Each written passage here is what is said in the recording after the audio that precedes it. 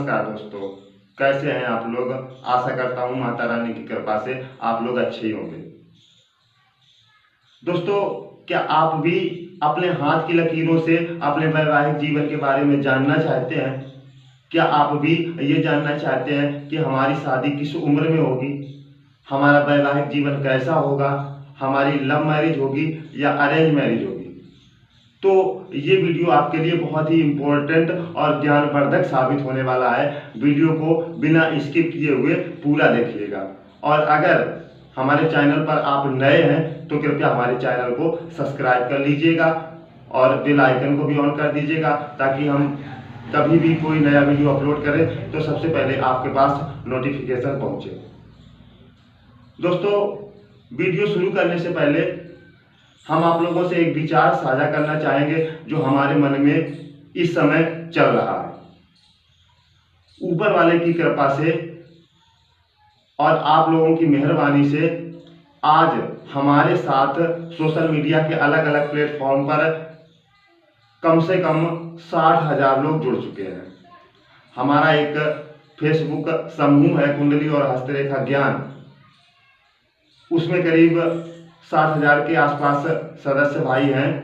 जब मैं उसको देखता हूं तो उसमें जो भी पोस्ट होती हैं, उनमें जो भी सवाल होते हैं वो यही होते हैं कि हमारा विवाह कब होगा और हमारा वैवाहिक जीवन कैसा होगा। तो दोस्तों, ये हमारे समाज में एक बहुत बड़ी समस्या है, विवाह का ना होना। और इस समस्या के कहीं ना कहीं हम और आप भी जिम्मेदार हैं, क्योंकि इस समाज में कोई ये नहीं चाहता कि हमारे घर पर किसी लड़की का जन्म हो। सब ये चाहते हैं कि हमारे घर पर लड़कों का जन्म हो। जब लड़कों का जन्म होगा, हमारे घर पर लड़के होंगे तो वो जल्दी कमाने लग जाएंगे, तो हमारी आर्थिक स्थिति में सुधार होगा। और अगर हमारे घर पर लड़की का जन्म होगा तो हम उसको पढ़ाएंगे लिखाएंगे, उसका पालन पोषण करेंगे, और जब उसका हम विवाह करेंगे तो जो हमें दहेज देना पड़ता है, उस दहेज की हम रकम कहाँ से लाएंगे, उतना पैसा हम कहाँ से लाएंगे, ताकि जिससे हम उस लड़की की शादी कर सकें। जिस दिन से किसी परिवार में लड़की का जन्म होता है तो उसके माँ बाप को इतनी चिंता हो जाती है कि अब हम इसका विवाह कैसे करेंगे, कहाँ से हम इतने पैसे लाएंगे जो इसका हम विवाह कर सकें। तो हमारे समाज में जो ये दहेज प्रथा का रोग है, हमें इसको उखाड़ कर फेंकना है। जो विवाह ना होना ये समस्या है, कहीं ना कहीं उसका एक मतलब ये भी है, जब हम अपने परिवार में अपने घर पर किसी लड़की का जन्म नहीं होने देंगे, लड़का और लड़की का जो हमारे समाज में अनुपात है वो बिगड़ जाएगा। तो समाज में जितने लड़के हैं उतनी लड़कियां नहीं होंगी, तो शादी में समस्या आएगी। तो दोस्तों, हमें इस धारणा को बदलना होगा। हमें अपने घर पर लड़कियों को जन्म देना होगा और अपने दिमाग से ये धारणा निकालनी होगी कि हम लड़की का विवाह कैसे करेंगे। अगर आपके घर पर लड़की का जन्म हुआ है, ऊपर वाले ने लड़की दी है, तो वो उसके विवाह का प्रबंध भी करवाएगा। लड़की भी अपनी किस्मत लेकर स्वयं पैदा होती है, हमें सिर्फ अपना कर्म करना है। बाकी तो ऊपर वाले के हाथ में है। ऊपर वाले ने अगर लड़की का जन्म दिया है तो वो उसके विवाह का प्रबंध भी करवाएगा। और यकीन मानिए दोस्त, लड़कियां लड़कों से कहीं ज्यादा अपने माँ बाप का और घर का ख्याल रखती हैं। हमारे जो लड़के होते हैं वो उतना ख्याल अपने माँ बाप का और घर का नहीं रखते जितना कि लड़कियां रखती हैं। लड़कियां एक साक्षात लक्ष्मी का रूप है। जिस दिन से आपके घर में अगर लड़की का जन्म हो गया या लड़की आ गई तो समझिए आपके घर में लक्ष्मी का वास हो गया। जिस दिन वो लड़की आपके घर से जाएगी तो ये समझ लीजिए वो लक्ष्मी लेकर चली जाती है। तो सबसे पहले हमें इस धारणा को बदलना होगा और अपने घर पर लड़कियों को जन्म देना होगा। तभी हम एक समाज में जो लड़के और लड़कियों का अनुपात है उसको बना पाएंगे और जो ये शादी की समस्या है उससे निपट पाएंगे। तो दोस्तों, देर न करते हुए आइए शुरू करते हैं आज का वीडियो। मैं हूं आपका दोस्त एस्ट्रोलॉजर देशराज चौहान और आप देख रहे हैं यूट्यूब चैनल चौहान ज्योतिष। तो आइए दोस्तों, जानते हैं अपने हाथ की लकीरों से अपने वैवाहिक जीवन के बारे में, शादी किस उम्र में होगी, आपकी लव मैरिज होगी या अरेंज मैरिज होगी। तो आइए दोस्तों, आपको लेकर चलते हैं एक हस्तरेखा के चित्र की ओर। दोस्तों, जो हमारी सबसे छोटी उंगली होती है उसके मूल के स्थान को हम बुध क्षेत्र कहते हैं। इस बुध क्षेत्र पर जो आड़ी रेखाएं होती हैं उन्हें हम विवाह रेखा कहते हैं।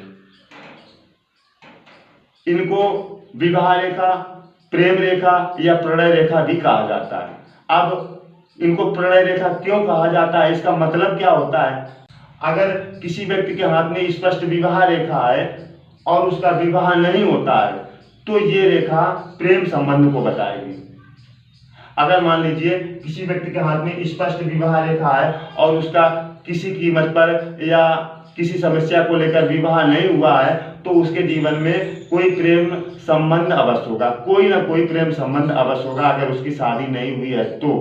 और अगर उसके हाथ में विवाह रेखा है, उसकी शादी हो गई है तो ये रेखा विवाह रेखा कहलाएगी।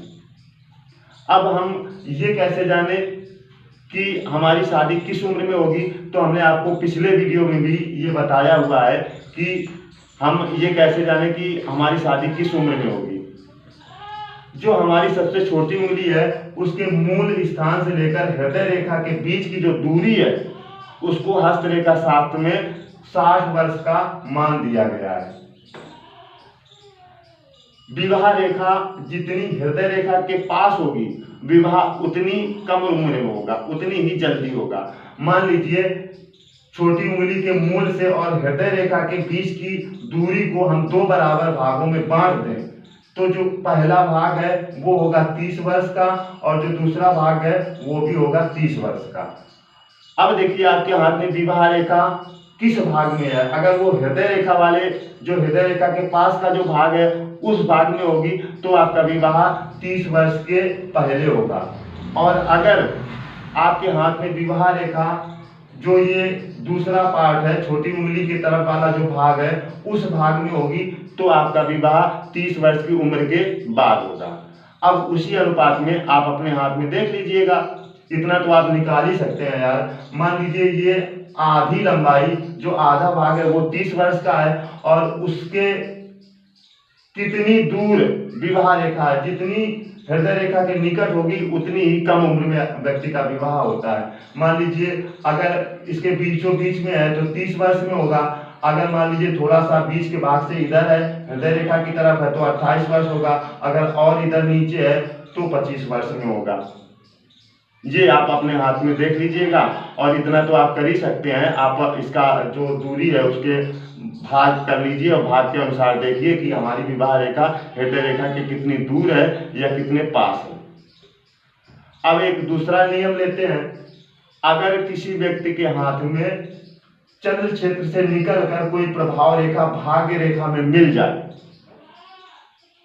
तो जिस समय ये प्रभाव रेखा भाग्य रेखा में मिलेगी और उसी समय अगर बुध क्षेत्र पर स्पष्ट विवाह रेखा है तो विवाह उसी समय होगा जब ये प्रभाव रेखा भाग्य रेखा में मिले। अब हम जो ये प्रभाव रेखा भाग्य रेखा में मिलती है उससे ये कैसे जाने कि ये किस उम्र में विवाह को दर्शाएगी? तो मान लीजिए जहां पर भाग्य रेखा मस्तिष्क रेखा दोनों मिलती हैं, एक दूसरे को काटती हैं, उस स्थान को हम 30 वर्ष की आयु समझेंगे। अब जितना प्रभाव रेखा मस्तिष्क रेखा के नीचे मिलेगी उतनी ही कम उम्र में विवाह होगा। मान लीजिए यहाँ पर अगर मिलती है मस्तिष्क रेखा और ये भाग्य रेखा का जहाँ पे क्रॉस है, जहाँ पर एक दूसरे को दोनों काटती है, अगर इस स्थान पर इसका मिलन होगा तो 30 वर्ष में होगी। अगर इससे नीचे होगा, अगर कोई प्रभाव रेखा यहाँ पर मिलती है तो करीब 25 वर्ष में आपका विवाह होगा। अब देखिए अपने हाथ में हम ये कैसे जाने कि हमारी लव मैरिज होगी या अरेंज मैरिज होगी? तो देखिए अगर किसी व्यक्ति के हाथ में जो ये अंगूठे वाला क्षेत्र है, इसको शुक्र क्षेत्र कहते हैं, ये उठा हुआ है और उस पर स्पष्ट वर्ग का चिन्ह है तो ये प्रेम विवाह को दर्शाता है, ये प्रेम विवाह का योग बनाता है। अगर किसी व्यक्ति के हाथ में कोई प्रभाव रेखा चंद्र क्षेत्र से शुरू होकर भाग्य रेखा में मिल जाए और शुक्र पर्वत पर स्पष्ट वर्ग का चिन्ह हो तो आपका निश्चित ही प्रेम विवाह होगा। अब आपका वैवाहिक जीवन कैसा रहेगा ये कैसे जाने, तो देखिए जो हमारे बुध क्षेत्र पर ये आली रेखा होती है विवाह रेखा, ये जितनी स्पष्ट गहरी और लंबी होगी उतना ही वैवाहिक जीवन सुखद होगा। अगर यह रेखा कटी फटी है या दोषपूर्ण है तो हमारा वैवाहिक जीवन अच्छा नहीं होगा। अगर विवाह रेखा आगे जाकर अपने अंत के स्थान पर दो भागों में विभाजित हो जाए तो ये वैवाहिक जीवन में कलह को दर्शाए। जो विवाह रेखा की ये स्थिति है तो ये वैवाहिक जीवन में कलह उत्पन्न करेगी। ऐसी स्थिति में जातक का तलाक भी हो सकता है, एक दूसरे से अलग भी रह सकते हैं, या इतनी कलह हो जाती है कि कलह से उबकर जीवन साथी आत्महत्या तक कर लेता है। तो आशा करता हूं कि आप लोगों को कुछ अच्छे से समझ में आया होगा। अगर आपको इस वीडियो से संबंधित कोई सवाल है तो हमें कमेंट बॉक्स में लिखिएगा, हम आपके सवाल का जवाब देंगे। आशा करता हूँ आपको ये वीडियो पसंद आया होगा। अगर वीडियो पसंद आया हो तो कृपया हमारे वीडियो को लाइक करिएगा, अपने दोस्तों में शेयर करिएगा और मिलते हैं ऐसे ही किसी अगले वीडियो में। तब तक के लिए आप लोग खुश रहिए, मुस्कुराते रहिए। जय श्री राधे।